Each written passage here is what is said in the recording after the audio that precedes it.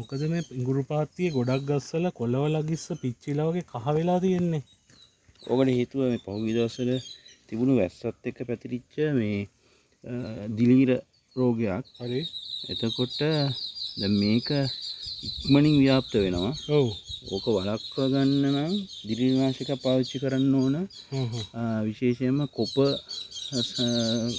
Base ෆංගිසයිඩ් එක. ඔව්. ඒ කියන්නේ කොප අඩංගු දිලීරනාශකයක්. ඔව්.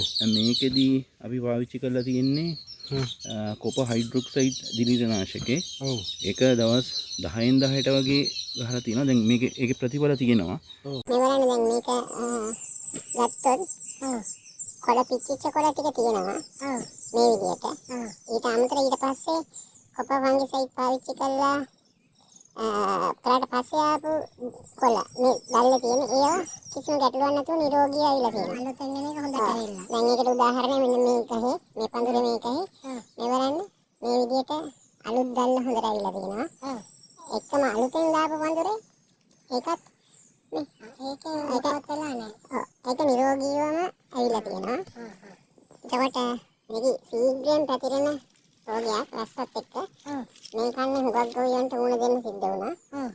ඒකට සාමාන්‍යයෙන් චැම්ප් කොප ෆංගිසයිඩ් එක මේ චැම්ප් කොප හයිඩ්‍රොක්සයිඩ් පාවිච්චි කරා අපි දවස් 10න් 10ට යතරට මැන්ගෝසෙප් පාවිච්චි කරා. හරි.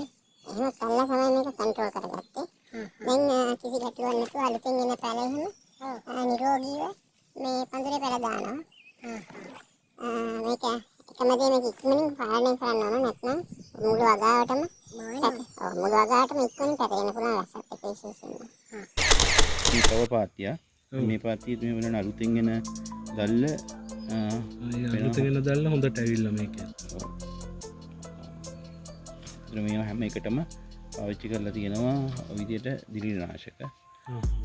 ඒකෙන් තමයි මේක මේ මට්ටමට කන්ට්‍රෝල් කරගෙන තියෙන්නේ.